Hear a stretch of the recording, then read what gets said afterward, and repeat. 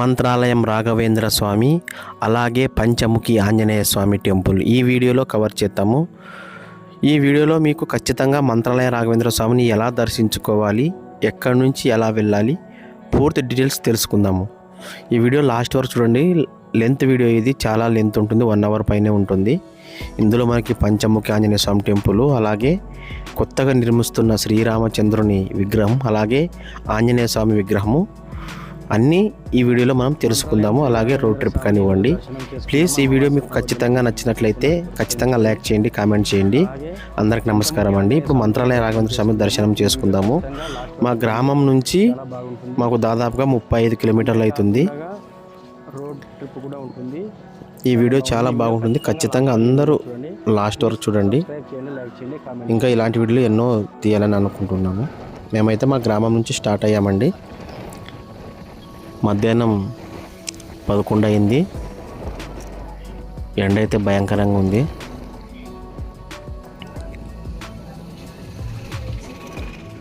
రోడ్లు అయితే ఇప్పుడు చాలా బాగున్నాయి. మేము కుప్పగల్ క్రాస్ చేస్తున్నాము. ఇలా లెఫ్ట్ సైడ్ వెళ్తే ఉరుకుంది నరసింహ క్షేత్రానికి వెళ్ళొచ్చు. ఇలా స్ట్రైట్ వెళ్తే మనం మంత్రాలయం, అలాగే పెద్ద తుంబలము ఆ మీదుగా వెళ్ళొచ్చు. మంత్రాలయ రాఘవేంద్ర స్వామి చరిత్ర కానివ్వండి, అలాగే పంచముఖి ఆంజనేయ స్వామి టెంపుల్ చరిత్ర కానివ్వండి, మనకి దాదాపుగా చాలామందికి తెలియదు. ఎందుకంటే ఎవరు పురాణాలు కానివ్వండి, పుస్తకాలు కానివ్వండి ఇప్పట్లో చదివే వాళ్ళు చాలా తక్కువైపోయారు, కరువైపోయారు.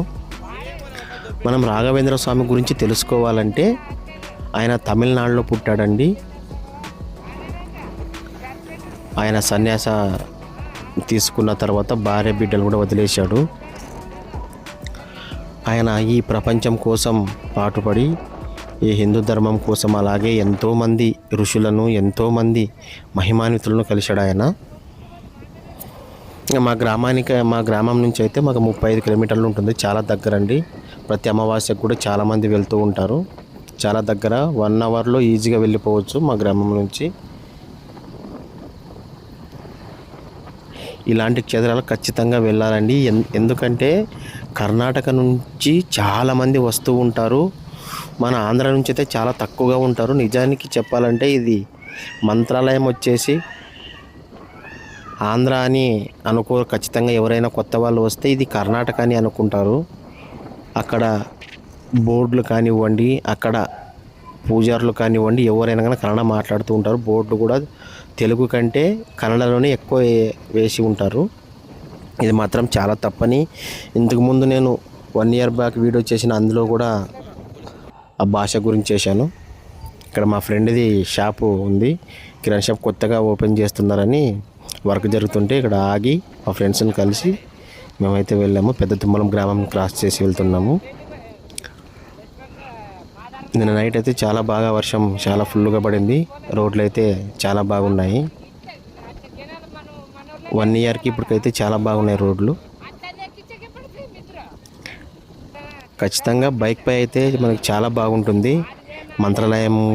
మంత్రాలయం టెంపుల్కనే కాదు, ఏ టెంపుల్కైనా కానీ బైక్ మనతో ఉంటే మనం ఎక్కడైనా ఆగొచ్చు. ఎక్కడైనా టిఫిన్ కానీ, ఎక్కడైనా కానీ కలకృతులు తీర్చుకోవడానికి చాలా బాగుంటుంది. నన్ను అడిగితే నాకైతే బస్సు కంటే చాలా మంచిది బైక్ మన చేతుల్లో ఉంటే. హాయిగా ఎక్కడైనా కానీ ఆపుకొని కానీ మనం టీ కాఫీ తాగుతూ నిదానంగా వెళ్ళొచ్చు. ఈ వీడియో చాలా లెంత్గా ఉంటుందని ఏమనుకోకండి, ఎందుకంటే నాకు ఇది చాలా అవసరమని నేను 1 అవర్ పెట్టాను.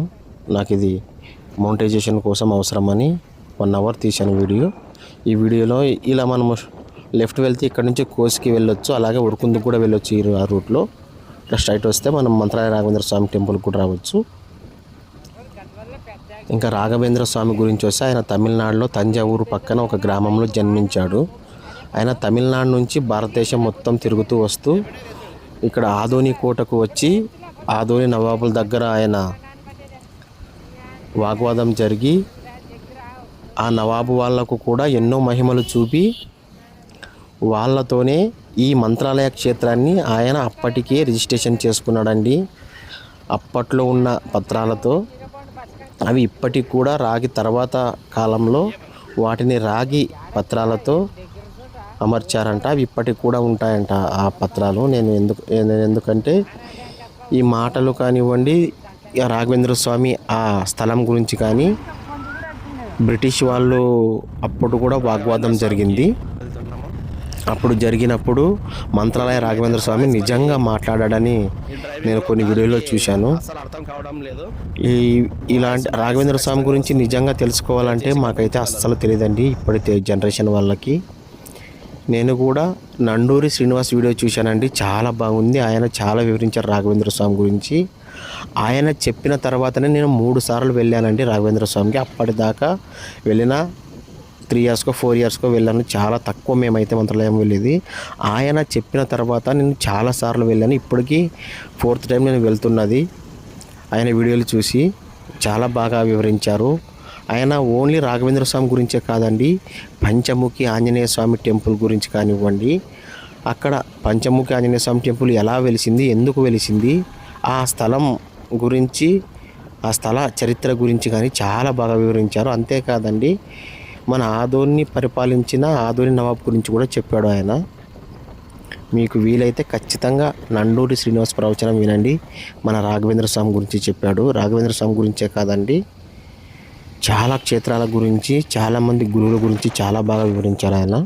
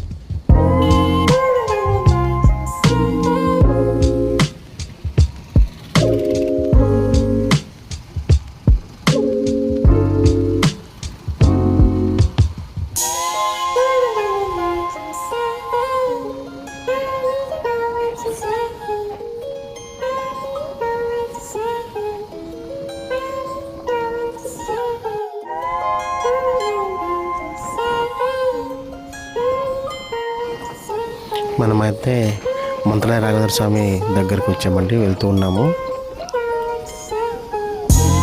బైక్పై వెళ్ళినప్పుడు మనకి హెల్మెట్ ఖచ్చితంగా ఉండాలి. మా ఊడైతే హెల్మెట్ పెట్టుకోంటే పెట్టుకోలేదు, అనవసరంగా కింద పెట్టాడు. రోడ్లు అయితే చాలా బాగున్నాయి. మీరు ఖచ్చితంగా మంత్రాలయం వస్తే ఖచ్చితంగా ఆదోని నుంచి అయినా రావచ్చు, ఎమ్మిగనూరు నుంచి కూడా రావచ్చు, లేదా కర్నూలు నుంచి కూడా రావచ్చు, లేదా మంత్రాలయానికి ట్రైన్ అందుబాటులో కూడా ఉంది. తుంగభద్ర స్టేషన్కి వచ్చి అక్కడ నుంచి రావచ్చు. మంత్రాలయం రోడ్ అని ఉంటుంది, అక్కడి నుంచి చాలా దగ్గరగా ఉంటుంది. ఎక్కువ శాతం కర్ణాటక వాళ్ళు వచ్చేదైతే ట్రైన్ గురించి వస్తారు.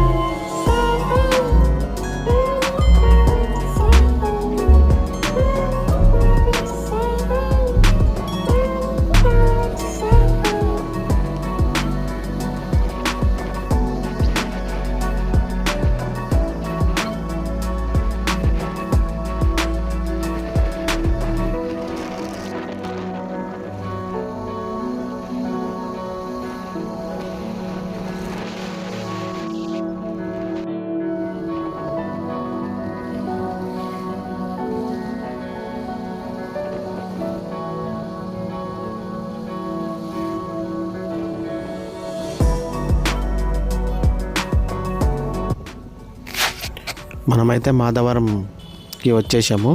ఇక్కడ నుంచి చాలా దగ్గరగా ఉంటుంది, జస్ట్ 4 కిలోమీటర్లు మాత్రమే ఉంటుంది మంత్రాలయం. ఇక్కడ నుంచి మనం స్ట్రైట్ వెళ్తే హైదరాబాద్ రాయచూర్కి వెళ్ళొచ్చు. లెఫ్ట్ వెళ్తే తుంగభద్ర వెళ్ళొచ్చు. రైట్ వెళ్తే మంత్రాలయ రాఘవేంద్ర స్వామి టెంపుల్కి వెళ్ళొచ్చు. ఖచ్చితంగా మీరు ఎప్పుడు వచ్చినా కానీ ఖచ్చితంగా బైక్ పై రావండి, చాలా బాగుంటుంది ఈ రోడ్ ట్రిప్ కానివ్వండి. అంతా ఇక్కడ నుంచి అయితే రోడ్డు ఇంకా చాలా బాగుంటుంది, డివైడర్స్ కానీ చాలా బాగుంటుంది రోడ్డు. మనం దగ్గరికి వచ్చే కొద్దీ మంత్రాలయానికి వెహికల్స్ చాలా ఎక్కువైతూ ఉంటాయి.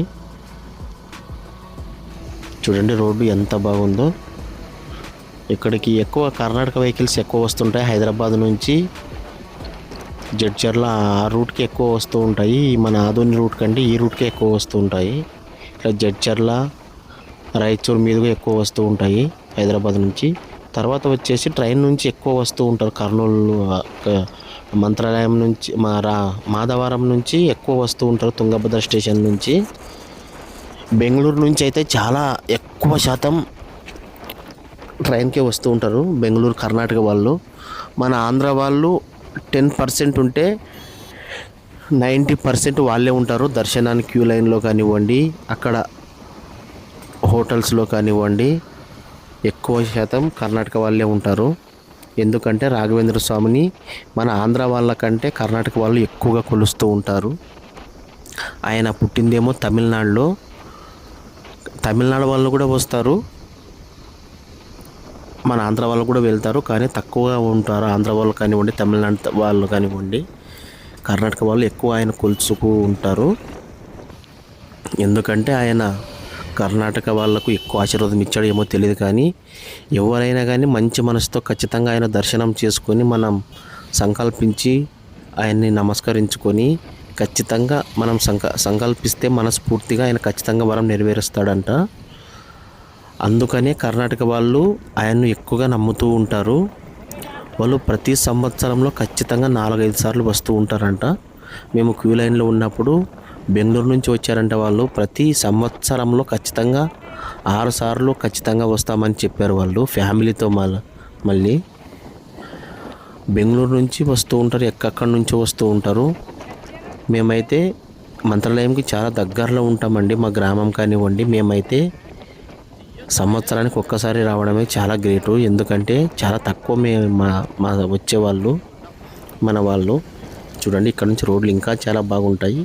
మనకి ఫస్ట్గా మంత్రాలయంకి ఎంట్రీ అయ్యాము. ఇక్కడ ఆంజనేయ స్వామి విగ్రహం చాలా పెద్దది ఉంది. అభయ ఆంజనేయ స్వామి దేవాలయాన్ని కడుతూ ఉన్నారు.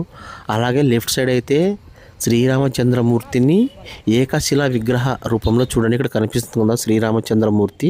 మీకు ఇంకా దగ్గరికి వెళ్ళి చాలా బాగా చూపిస్తాను. చూడండి ఇక్కడ చూడండి శ్రీరామచంద్రమూర్తి. నాకు ఈ విగ్రహం గురించి అయితే నిజంగా తెలియదండి, నేను వీడియోలో చూశాను కానివ్వండి, నాకైతే నిజంగా తెలీదు.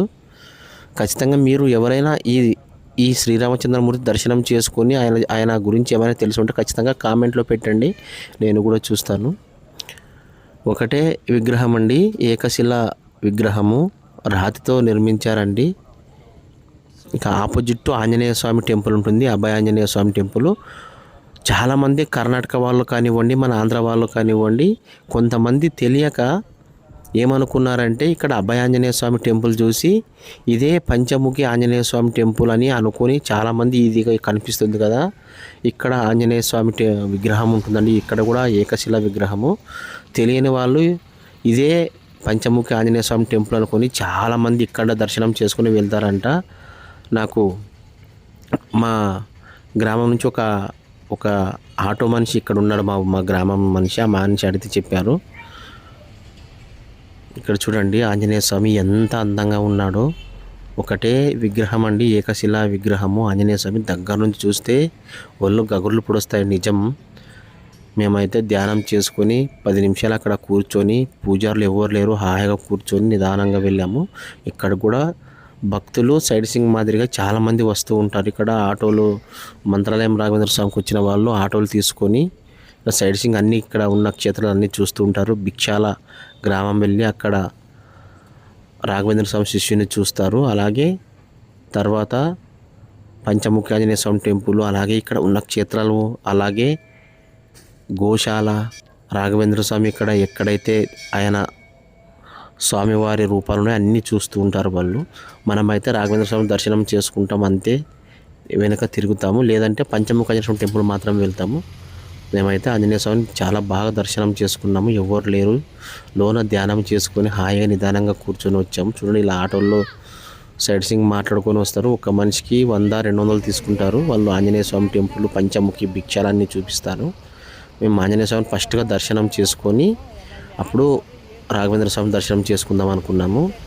కానీ టైం అయితే 2 దాటిపోయింది. మేము పొద్దున టిఫిన్ చేసి వచ్చాము. మళ్ళీ 3 గంటలకు క్లోజ్ అవుతుంది అన్నామని మేము మంత్రాలయం అడుగు పెట్టగానే మొదటిగా వాళ్ళు మైక్లో అనౌన్స్ చేశారు, అన్నప్రసాదం స్టార్ట్ అయింది, ముందుగా వెళ్ళి నిదానంగా వెళ్ళి తినండి అని చెప్పారు. మేమైతే వారి మాటలు విని ముందుగా దర్శనం చేసుకోలేదు, వెంటనే వెళ్ళి ముందుగా భోజనం చేశామండి. కొన్ని సంవత్సరాల క్రితం కంటే ఇప్పుడు చాలా బాగా పెడుతున్నారు అన్నమండి ప్రసాదము. మీరు వీడియోలో చూస్తారు కదండి, ఇప్పుడు ముందు వస్తుంది వీడియో. ఇంకా మనమైతే మంత్రాలయం చేరుకున్నామండి. ఇక్కడ కనిపిస్తుంది కదా.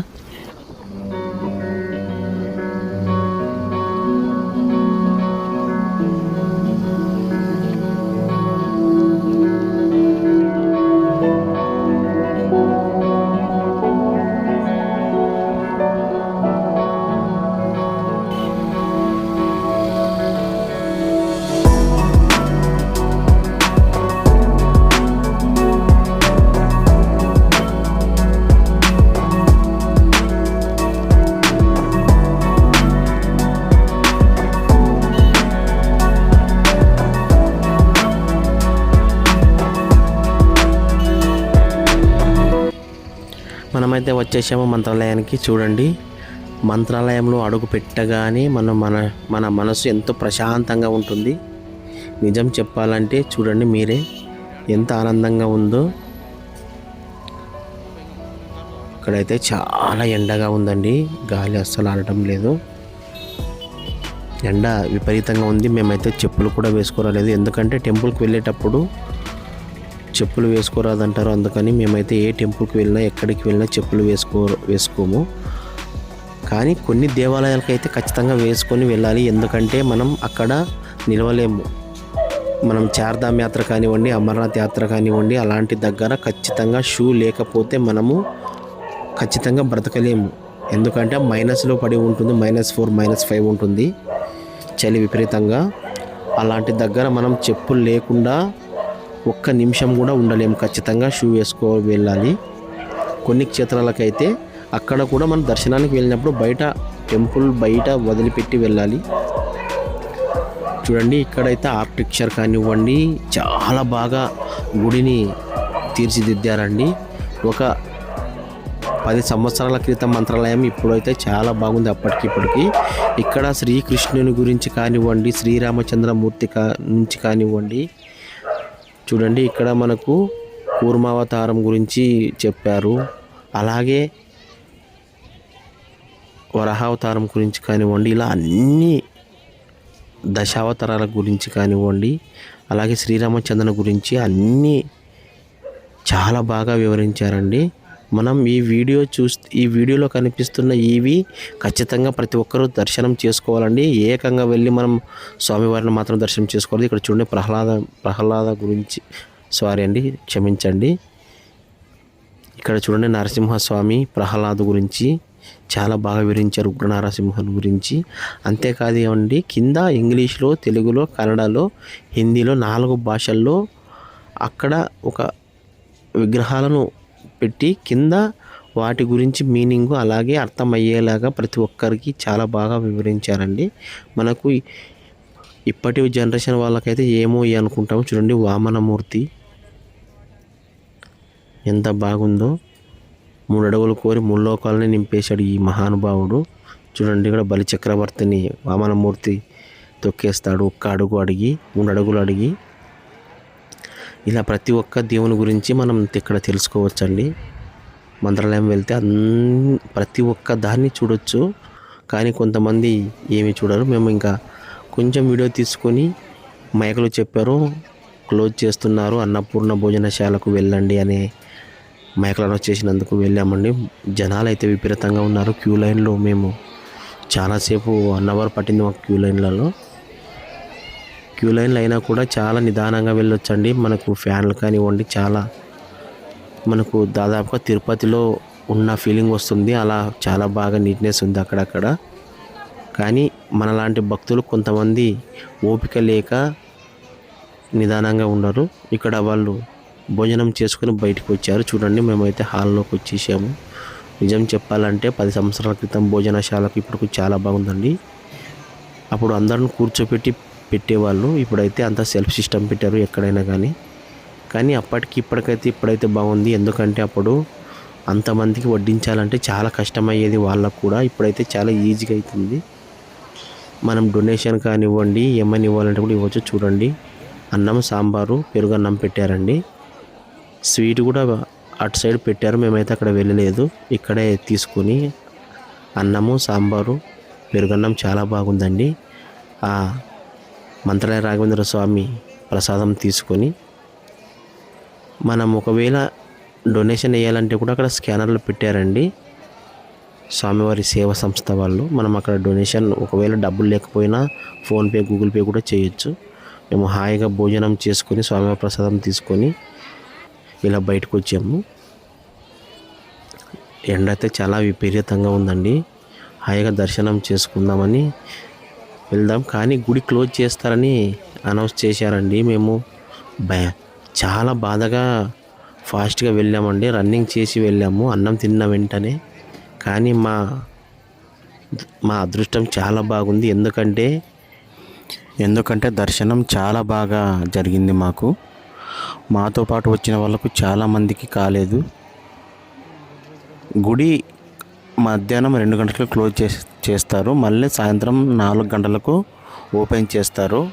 ఈ 2 గంటల సమయం వాళ్ళు భోజనం చేసి స్వామివారి కూడా కొన్ని పూజలు, ప్రత్యేక పూజలు ఉంటాయి, అవి చేస్తూ ఉంటారు. దర్శనం అయితే మాకు చాలా బాగా అయింది. దర్శనం చేసుకుని ప్రదక్షిణ చేసుకున్నాము. ఇక్కడ పోలీసు వాళ్ళు అయితే అందరినీ బయటికి పంపిస్తున్నారు. మొత్తం క్లోజ్ చేస్తామంటున్నారు. కూర్చున్న వాళ్ళని, ఇక్కడ ప్రదక్షిణ చేస్తున్న వాళ్ళని బయటికి వెళ్ళండి. ఇక్కడ కనిపిస్తున్నాడు మనకు రాఘవేంద్ర స్వామి. నిజంగా ఉన్నాడు అనేలాగే ఇక్కడ స్వామివారి ప్రతిమ చేశారు. చాలా బాగుంది. మనం దర్శనం చేసుకున్న తర్వాత గ్రౌండ్ అయితే ఇక్కడ చాలా బాగుంటుంది. చాలా విస్తీర్ణంగా ఉంటుంది. ఇక్కడ మనం దర్శనం చేసుకోవచ్చు. అలాగే చాలామంది ఇక్కడ పొర్ల దండాలు పెడుతూ ఉంటారు. అలాగే ప్రతి గురువారము స్వామివారి రథోత్సవం కూడా జరుగుతూ ఉంటుంది. అందుకోసమని చాలా వెడల్పుగా ఉంది. ఇక్కడ మనం మొత్తం రౌండ్ చూసుకొని ఇక్కడ మనం డొనేషన్ వేయాలంటే కూడా డొనేషన్ కూడా ఇవ్వచ్చు. ఇప్పుడు ప్రతి ఒక్క చోట మనకు స్కానర్ కూడా కనిపిస్తుంది. డబ్బులే అని అవసరం లేదు. మన ఫోన్పే, గూగుల్ పే, జీపే వాడి కూడా అమౌంట్ వేయచ్చు. మేమైతే దర్శనం చేసుకొని మొత్తం గుడి క్లోజ్ చేశారు, బయటకు వచ్చాము. ఎండ అయితే చాలా విపరీతంగా ఉంది. అస్సలు బయట నిలబడలేకపోతున్నాము. అందుకని ఇక్కడ టెంపుల్స్ వాళ్ళు కూడా ఇలా పందిరిలాగా చాలా బాగా చేశారు. అక్కడ పందిరి కిందే చాలామంది పడుకున్నారు. అలాగే ఇక్కడ మంత్రాలయం రాఘవేంద్ర స్వామికి వస్తే ఖచ్చితంగా గోవులు చాలా ఉంటాయి గుడి ముందు. ఆ రాఘవేంద్ర స్వామి బృందావనం కాబట్టి ఇక్కడ ఖచ్చితంగా గోవులు చాలా ఉంటాయి. మనం ఆ రాఘవేంద్ర స్వామిని కూడా చాలామంది ఇక్కడ గోవు రూపంలో చూస్తూ ఉంటారు. ఆ గోవులకు అరటి పండ్లు కానివ్వండి, కొన్ని ధాన్యాలు కానీ పెడుతూ ఉంటారు. ఆ గోవులు కూడా ఇక్కడే రాఘవేంద్ర స్వామి చుట్టూ తిరుగుతూ ఉంటాయి. ఇక్కడ చూడండి, ఇంటి నుంచి భోజనం తెచ్చుకొని తింటూ ఉంటారు చాలామంది. అలా ఫ్యామిలీతో వస్తే చాలా బాగుంటుంది. ఇలా మనం ప్రహరీకి కూడా ఎక్కడ చూసినా ఇలా శ్రీకృష్ణుని చరిత్ర, శ్రీరాముని పట్టాభిషేకం, శ్రీరాముల గురించి ఇలా ప్రతి చోట ఇలా చాలా బాగా చూపించారు. ఖచ్చితంగా మనమైతే టైం ఉంటే ఖచ్చితంగా ఇక్కడ 2 రోజులు స్టే చేయాలి. ఎందుకంటే ఇక్కడ నుంచి పంచముఖి ఆంజనేయ స్వామి టెంపుల్ కూడా చాలా ప్రఖ్యాతమైంది. ఎందుకంటే రాఘవేంద్ర స్వామి అక్కడ 12 సంవత్సరాలు తపస్సు చేసి అక్కడ పంచముఖి ఆంజనేయ స్వామిని, అంటే ఆంజనేయ స్వామి 5 ముఖాలతో దర్శనమిచ్చాడు రాఘవేంద్ర స్వామికి. ఆయన ఆశీర్వాదం ఇచ్చాడు. చాలా ప్రత్యేకమైన టెంపుల్ అండి, పంచముఖి ఆంజనేయ స్వామి టెంపుల్. దాదాపుగా మంత్రాలయం నుంచి 10 కిలోమీటర్లు ఉంటుంది. ఖచ్చితంగా మంత్రాలయం వచ్చిన వాళ్ళు వెళ్ళి వస్తారు, కానీ తెలియని వాళ్ళు చాలామంది మంత్రాలయం మాత్రమే చూసుకొని వస్తారు. మేమైతే ఇప్పుడు రాఘవేంద్ర స్వామి దర్శనం అయిపోయింది. ఇప్పుడు పంచముఖికి బయలుదేరుతున్నాము. చాలా బాగుంటుంది. అలాగే రాఘవేంద్ర స్వామి చరిత్ర గురించి కానివ్వండి, పంచముఖి ఆంజనేయ స్వామి టెంపుల్ గురించి కానీ మనం పూర్తిగా తెలుసుకోవాలంటే నండూరి శ్రీనివాస గారు చాలా బాగా చెప్పారు. అలాగే చాగంటి కోటేశ్వరరావు కూడా రాఘవేంద్ర స్వామి చరిత్ర చాలా బాగా చెప్పాడు. మనం పుస్తకాలు చదవాలంటే ఇప్పుడు మనం చదవలేము.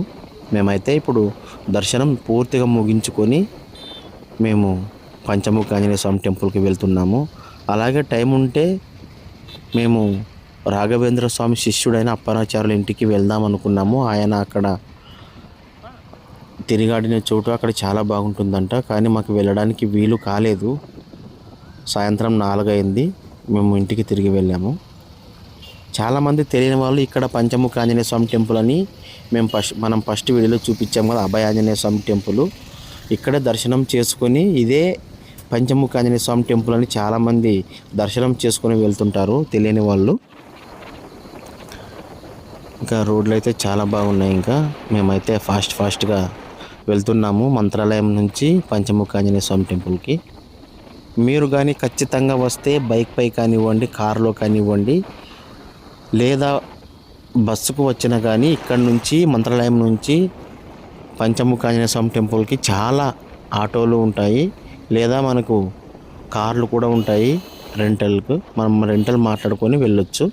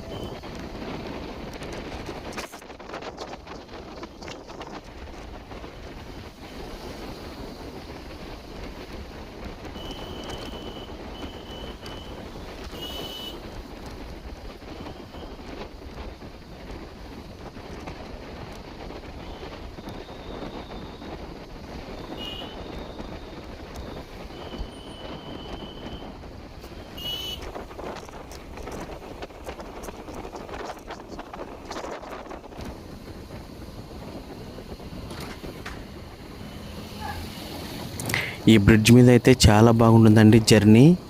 దీన్ని మాధవరం బ్రిడ్జి అంటాం, మంత్రాలయం బ్రిడ్జి అంటారు. ఇది కర్ణాటక వాళ్ళకు సంబంధమో మన ఆంధ్ర వాళ్ళకు సంబంధమో తెలియదు నాకైతే.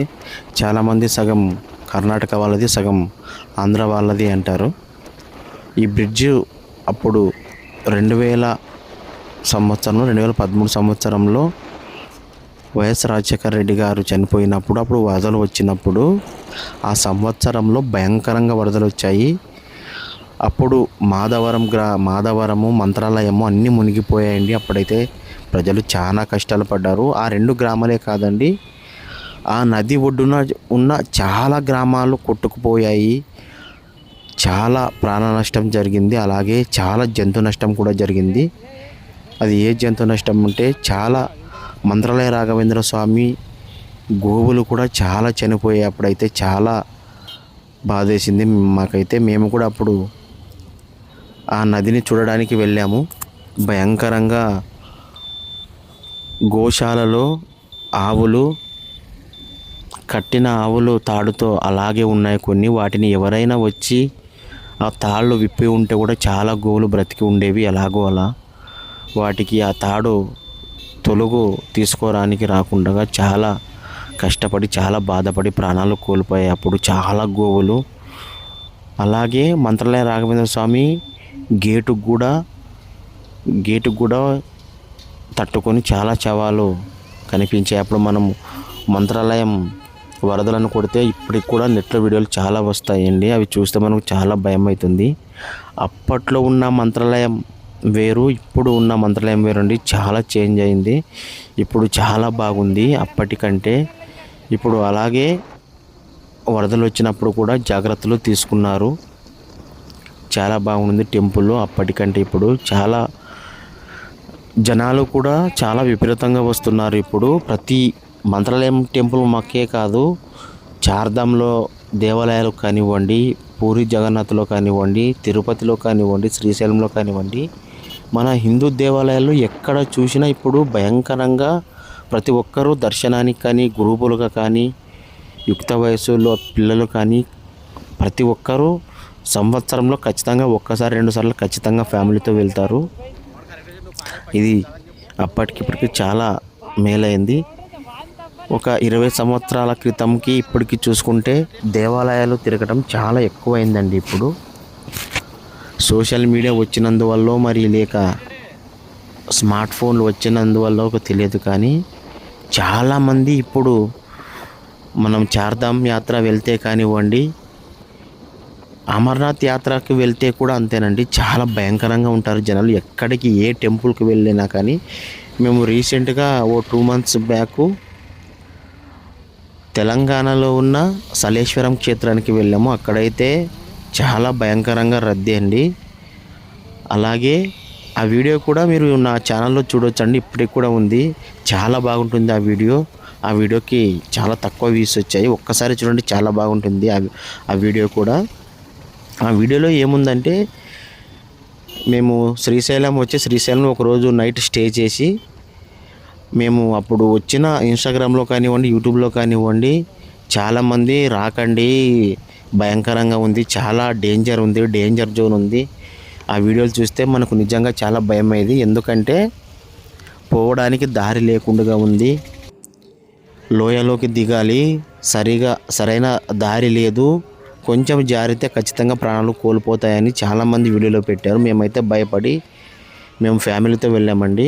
నేను, నా భార్య, నా కొడుకుతో వెళ్ళాము. మాకైతే నిజంగా భయం వేసింది. కానీ మేము సుమారుగా 5-6 సంవత్సరాలు ఆ టెంపుల్కి వెళ్ళాలనుకున్నాము. మాకు ఏదో ఒక సమస్యతో ప్రతి సంవత్సరం వెళ్ళలేదండి. ఇప్పుడైతే మనము పంచముఖి టెంపుల్ గురించి మాట్లాడుకుందాము. మనమైతే ఇప్పుడు పంచముఖి ఆంజనేయ స్వామి టెంపుల్కి వచ్చామండి. ఇక్కడ మనకు కనిపిస్తున్నాయి కదా, ఇక్కడ టెంపుల్ వెనకాల నుంచి వెళ్ళాలి దర్శనానికి. మేమైతే మళ్ళీ ఫ్రెష్ అయ్యి స్వామివారి టెంపుల్కి వెళ్ళాలనుకున్నాము. చూడండి, వెనక నుంచి ఇలా ఉంటుంది టెంపుల్. 20 సంవత్సరాల క్రితం అయితే అసలు టెంపుల్ లేదండి ఇక్కడ. ఒక 30 సంవత్సరాల క్రితం అయితే.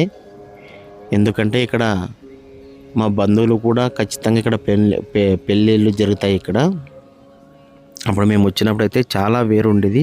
ఇప్పుడైతే గోపురాలు కానీ గుడిలు కానివ్వండి చాలా బాగుంది టెంపుల్. స్వామివారికి అభిషేకం చేసేటప్పుడు చూడాలి పొద్దున్నే చాలా బాగుంది. ఇక్కడ చూడండి రాళ్ళు ఎలా ఉన్నాయి, ఒక దాని మీద ఒకటి పెట్టినట్లు ఉన్నాయి. చాలా వింతగా అనిపిస్తుంది ఇలాంటివి చూసినప్పుడు. ఎవరో వాటిని పెట్టినట్లు అని అనిపిస్తూ ఉంటాయి. ఇలాంటి చోట మన మన రాఘవేంద్ర స్వామి 12 సంవత్సరాలు ఇక్కడ తపస్సు చేసి ఆ పంచముఖి ఆంజనేయ స్వామి దర్శనం ఇచ్చాడంట. కానీ కొంతమంది అయితే ఇంకో కథ కూడా చెప్పారండి. అది ఏ కథ అంటే, మనం రామాయణం చూసి ఉంటాం కదా సినిమాల్లో కానివ్వండి, మామూలుగా మనం పుస్తకాల్లో చదివిన మహిరావణుడు అని ఒక రాక్షసుడు ఉంటాడు. రావణాసురుని సహచరుడు. రావణాసురుడు చెప్పి ఉంటాడు, రామ లక్ష్మణులను తీసుకొని వెళ్ళి కాళీమాతకు బలి ఇవ్వు అని చెప్పి ఉంటాడు. అప్పుడు ఆ మహిరావణుడు, ఆయనకు ఒక విద్య తెలిసి ఉంటుందంట. ఎవరిలాగా మారాలంటే అలా మారుతూ ఉంటాడంట. అలా మారి సుగ్రీవుని రూపంలో వచ్చి ఆంజనేయ స్వామి ఒక చీకటి గుహలో బంధించిన కూడా రామలక్ష్మణులను ఆయన సుగ్రీవుని వేషధారణలో వచ్చి స్వామివారిని, రాముణ్ణి, లక్ష్మణుని తీసుకొని వెళ్ళి కాళికామాతకి బలి ఇవ్వాలనుకుంటాడు. అప్పుడు ఆంజనేయ స్వామి ఏం చేయాలో తెలియక ఆ మహిరావణుడైతే భూలోకంలో ఉంటాడు. కింద అంటే భూలోకం అంటే భూమి లోపల ఉన్న లోకంలో ఉంటాడు. అక్కడికి ఎలా వెళ్ళాలో తెలియదు. అప్పుడు స్వామివారు చాలా బాధపడి ఏం చేయాలని ఆ ఈశ్వరుని ప్రార్థిస్తే అప్పుడు స్వామివారు సెలవిస్తారు ఇలా భూగర్భంలో ఉంటాడని. అప్పుడు ఎలాగో అలా భూగర్భంలోకి వెళ్ళి ఆ మహిరావణుని సంహరించిన తర్వాత ఆ రామ లక్ష్మణులను తీసుకొని భూగర్భంలో నుంచి పైకి వచ్చిన చోటు ఇక్కడే అని కొంతమంది చెప్తూ ఉంటారు. అందుకోసమని ఆంజనేయ స్వామి పంచరూపాలతో వెలిసి ఉన్నాడు ఇక్కడ అని కొంతమంది చెప్తూ ఉంటారు. నండూరి శ్రీనివాస గారు కూడా అలాగే చెప్పారండి ఈ క్షేత్ర మహిమ గురించి. ఇక్కడ మీరు చూస్తే ఇక్కడ కనిపిస్తున్న గద చూడండి, స్వామివారు ఈ గద అలాగే ఈ ధ్వజస్తంభం వెనకాల ఉంటాయండి చిన్నవి 2 పందిర్లు ఉంటాయి, చిన్న గుళ్ళుగా ఇక్కడ కనిపిస్తున్నాయి కదండి. మీరు రియల్గా చూస్తే చాలా బాగుంటుంది. స్వామివారి పాదాలండి. పాదాలంటే రాతితో చేసినవి కాదండి, అవి పాదరక్షలు అంటే చెప్పులండి. 2 ఉన్నాయండి, పాత చెప్పులు, కొత్త చెప్పులని. స్వామివారికి మనం దర్శనం చేసుకున్న తర్వాత వెనకాల వస్తే ఇలా ఉంటాయండి అండి. ఇక్కడ కొంతమంది నమ్మకం చెప్పుకొని వారి కోరిక చెప్పుకొని స్వామివారికి ఇలా కాయిన్స్ పెడతారండి. ఒకవేళ మనకు నెరవేరుతుంది అనుకుంటే అలా పెడతారు కొంతమంది నమ్మకంతో, కొంతమంది నమ్మరు ఇలాంటివి. కొంతమంది ఆ స్వామివారి మీద నమ్మకంతో పెడుతూ ఉంటారు.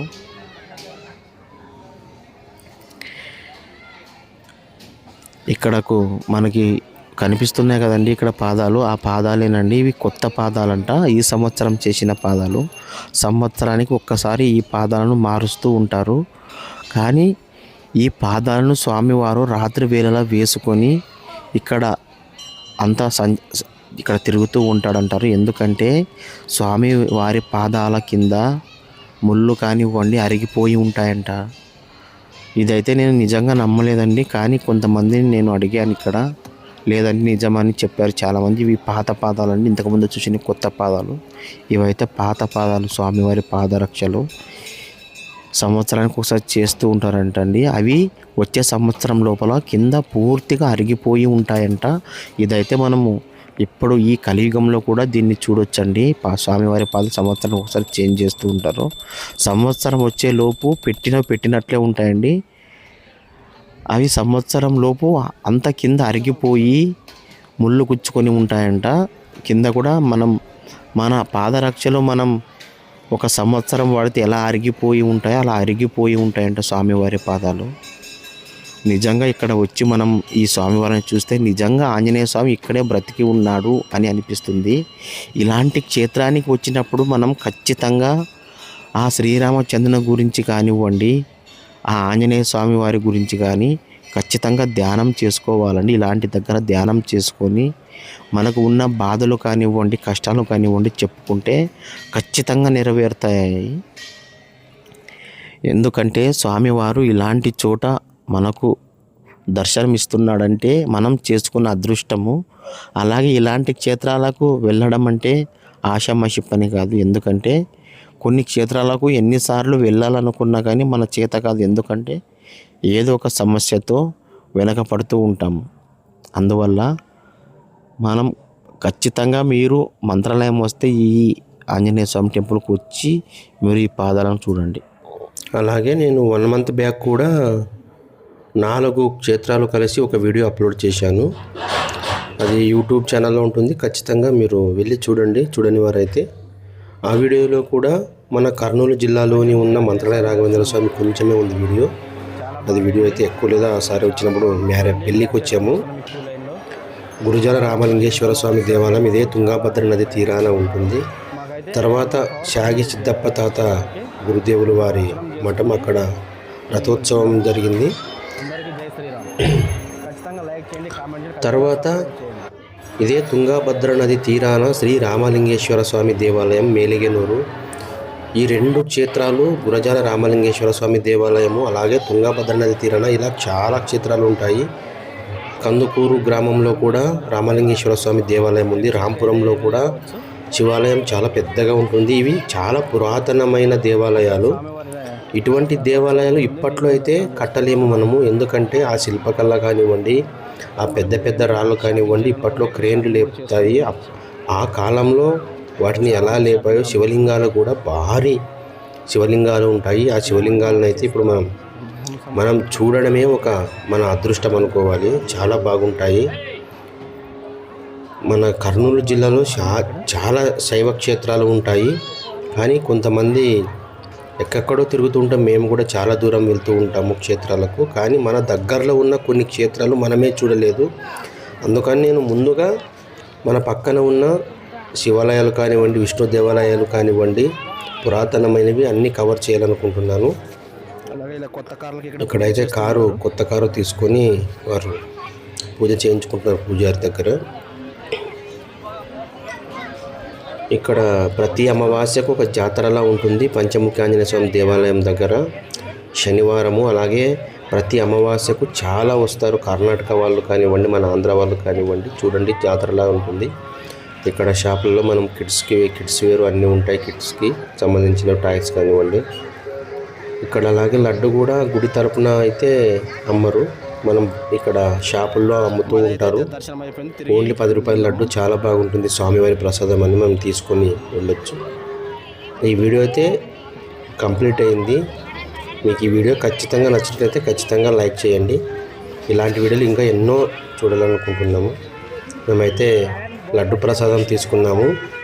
10 రూపాయలే. చాలా ఫ్రెష్గా రోజు చేస్తూ ఉంటారంట. చాలా బాగుంటాయి స్వామివారి ప్రసాదము. ఖచ్చితంగా మనం టెంపుల్స్ కానీ దేవాలయాలకు వెళ్ళినప్పుడు ఖచ్చితంగా ప్రసాదం తీసుకోవాలి. ఇదైతే పెయింటింగ్ వేశారు, చాలా అద్భుతంగా వేశారు. ఇక్కడ ఎలా ఉందో అలాగే వేశారండి. అలాగే స్వామివారి చరిత్ర, రాఘవేంద్ర స్వామి ఇక్కడ తపస్సు చేసినప్పుడు ఆ పరమశివుడు, అలాగే గణపతి, ఆ మహావిష్ణువు, వెంకటేశ్వర స్వామి, ఇక్కడ అన్ని రూపాలు వేశారు. హాయిగా దర్శనం చేసుకోవచ్చు మనము. దానికి గ్లాస్ వర్క్ చేయించారు. ఎందుకంటే వచ్చిన భక్తులు ఎక్కువ శాతం ప్రతి దాన్ని ముట్టుకోవాలని అనుకుంటారు. అందుకని వాళ్ళు ముట్టుకుంటే పాడైపోతుందని గ్లాస్ వర్క్ చేయించారు. చాలా బాగుంటుంది. అది కూడా చూడొచ్చు మనం అక్కడ. మాదైతే దర్శనం అయిపోయింది. సాయంత్రం అయిందని, మళ్ళా వర్షం వస్తుందేమని మేము తొందరగా స్టార్ట్ అయ్యాం మా ఊరికి. ఇక్కడ నుంచి దాదాపుగా మా ఊరికి 40 కిలోమీటర్లు ఉంటుంది. మేమైతే స్టార్ట్ అయ్యాము. ఇక్కడ ఇది గిలక్సుగూర్ క్యాంప్ అంటారు, కర్ణాటక. ఇది ఇక్కడ నుంచి వస్తే హైవే రోడ్ బాగుంటుంది. మా దర్శనం అయితే కంప్లీట్ అయింది. కర్ణాటక నుంచి ఆంధ్రాలోకి ఎంటర్ అయ్యి వెళ్ళిపోతాం. ఇంకా మాకు కర్ణాటక బార్డర్ చాలా దగ్గరగా ఉంటుంది. అంతేకాదు మా కర్నూలు జిల్లాలో ఆదోని మండలం, కౌతాలం మండలము, కోస్కి మండలము, ఇలా కొన్ని మండలాలు కన్నడ ఎక్కువ మాట్లాడుతూ ఉంటారు. చాలామంది కన్నడ మాట్లాడితే ఈజీగా అర్థమైపోతుంది తెలుగు వాళ్ళకు కూడా. కర్ణాటక పక్కన బార్డర్స్ ఉంటాయి కాబట్టి ఆటోమేటిక్గా మనకు కన్నడ కూడా ఈజీగా అర్థమవుతుంది. రాని వాళ్ళకు కూడా అర్థమవుతుంది, కొత్త వాళ్ళకైతే రాకపోవచ్చు. ఇంకొంచెం ముందుకు వెళ్తే మనకి కర్ణాటక పోస్ట్ వస్తుంది. ఇక్కడ కనిపిస్తుంది, ఇక్కడేనండి కర్ణాటక వాళ్ళది. ఇక్కడ నుంచి మన ఆంధ్ర బార్డర్ అవుతుంది. ఇక్కడ కనిపిస్తున్న పోలీసులు తనిఖీ చేస్తున్నారు. ఇంకా ఇక్కడ నుంచి మన ఆంధ్ర బార్డర్ అండి. మన ఆంధ్ర పోలీసులు వచ్చి ఇక్కడ నుంచి 2 కిలోమీటర్ల తర్వాత బ్రిడ్జ్ దాటిన తర్వాత మన ఆంధ్ర పోలీసు వాళ్ళు కూడా ఉంటారు. మేమైతే హైదరాబాద్ నుంచి ఓసారి రాత్రి 2 గంటలకు వచ్చినప్పుడు, అప్పుడు కరోనా టైము, ఆ టైంలో మమ్మల్ని కూడా బైక్ పై వచ్చినప్పుడు ఆపి తనిఖీ చేశారు. లేదు సార్ మేము ఇలా హైదరాబాద్ వర్క్కి వచ్చామంటే వాళ్ళు నమ్మలేదు. అంతా బ్యాగులు అన్నీ తీసి చూపించిన తర్వాత ఓకే వెళ్ళండి అని అప్పుడు పంపించారు. చూడండి, ఈ రోడ్లు అయితే చాలా బాగున్నాయి. ఇంకా మీకు ఖచ్చితంగా ఇలాంటి వీడియోలు ఖచ్చితంగా నేను నెక్స్ట్ టైం వెళ్ళినప్పుడు ఖచ్చితంగా చూస్తాను. కానీ ఇప్పుడు నాకు ఇది యూట్యూబ్ కోసం అవసరమని నేను ఈ వీడియో లాంగ్ పెడుతున్నాను. దయచేసి తప్పుగా అనుకోకండి.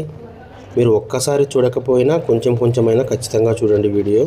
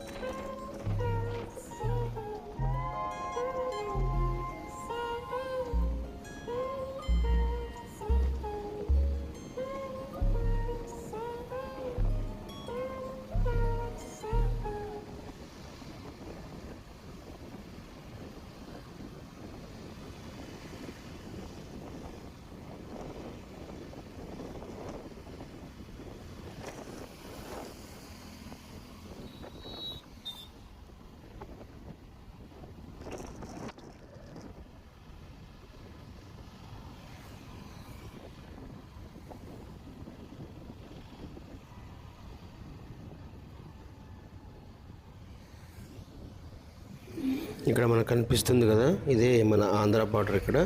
ఇక్కడ నుంచి మన ఆంధ్ర ఎంటర్ అవుతుంది. ఫస్ట్గా వచ్చేది మాధవరం గ్రామము చాలా పెద్దగా ఉంటుంది. ఇక్కడ నుంచే మనము ఆదోనికి వెళ్ళాలన్నా, తుంగభద్ర రైల్వే స్టేషన్కి వెళ్ళాలన్నా, అలాగే నాగల్దిన్నికి వెళ్ళాలన్నా రూట్లు సపరేట్గా ఉంటాయి.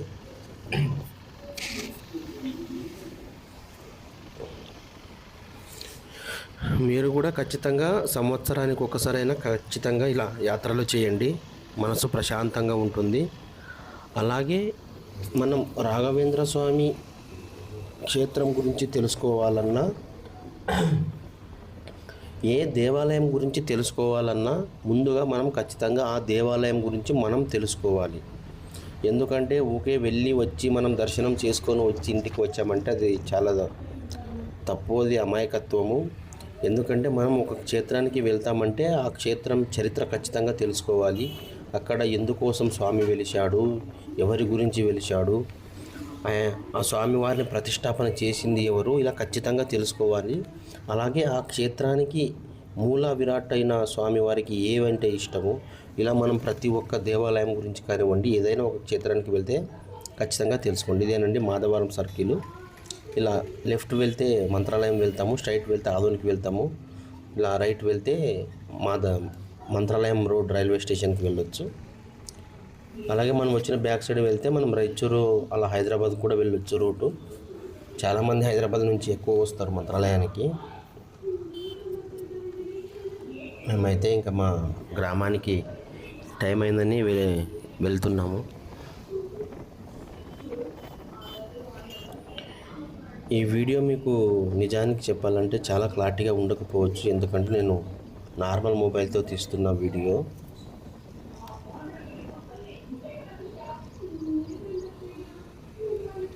ఇదే మన టీడీపీ వాళ్ళ ఇన్ఛార్జ్ అయిన టీడీపీ వాళ్ళదండి. నాకైతే నిజానికి పేరు తెలీదు, ఆయన రెడ్డి ఏమో అంటారు.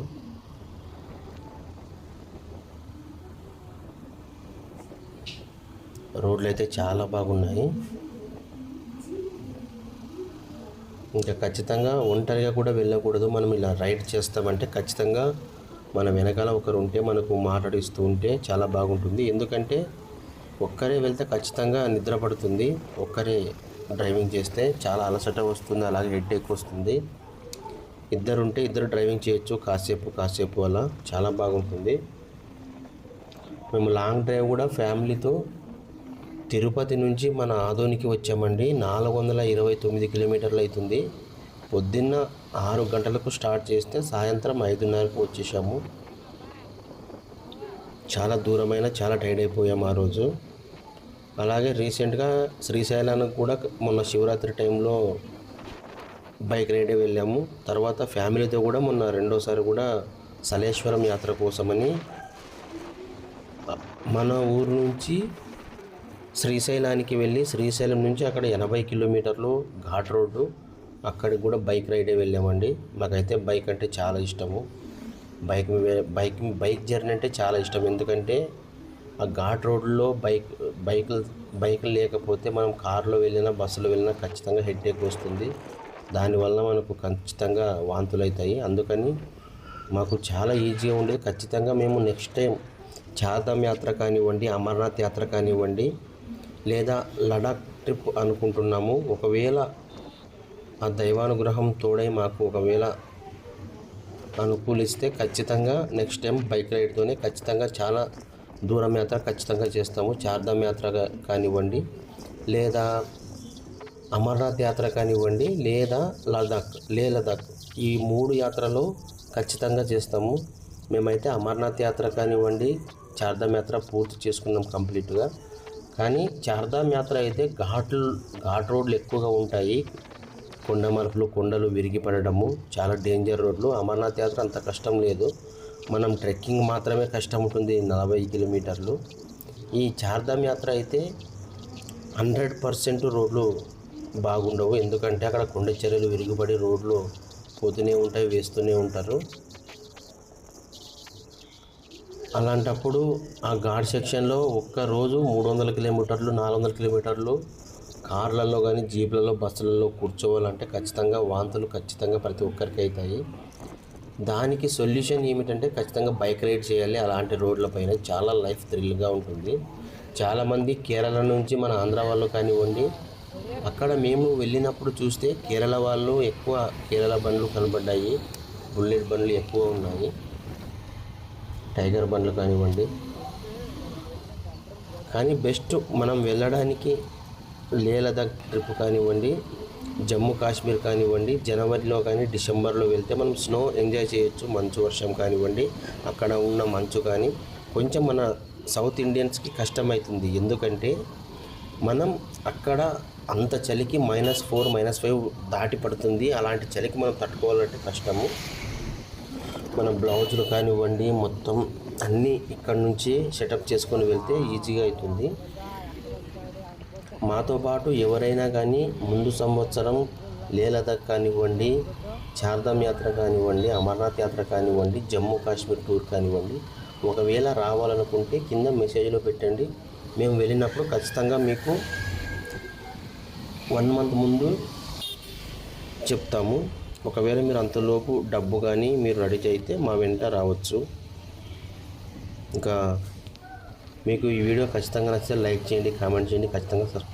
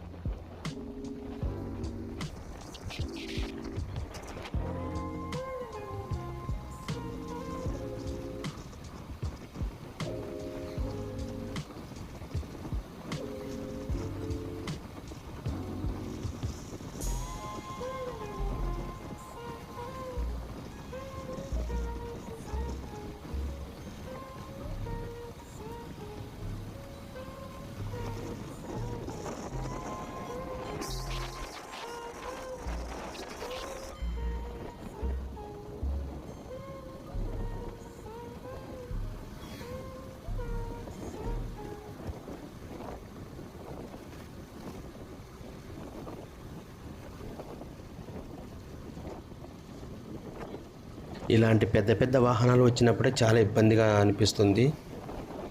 అసలు ఈ లారీ ఆయన చాలా దూరం నుంచి మా ముందు వస్తున్నాడు.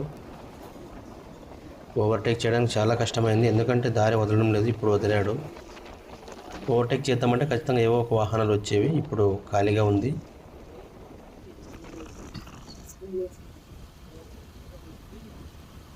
మీరు ఒకవేళ మాతో జాయిన్ అవ్వాలనుకుంటే ఎక్కడైనా యాత్రలకు వెళ్ళినప్పుడు కింద మెసేజ్ బాక్స్లో మెసేజ్ పెట్టండి. ఖచ్చితంగా మేము ఎక్కడికి వెళ్ళినా మీకు ఖచ్చితంగా ఇన్ఫామ్ చేస్తాము. వాట్సాప్లో ఖచ్చితంగా మెసేజ్ చేస్తాము. నిన్న నైట్ అయితే వర్షం చాలా బాగా పడింది. దానివల్ల విత్తనాలు నాటిన వాళ్ళకు చాలా ఆనందంగా ఉంది. ఎందుకంటే పత్తి విత్తనాలు ఈ పాటికి 2 సార్లు నాటారు. అవి వర్షం సరిగా రాకపోవడం వల్ల వేస్ట్ అయినాయి. అందువల్ల ఈ వర్షంతో కొంచెం ఆనందపడవచ్చు రైతులందరూ.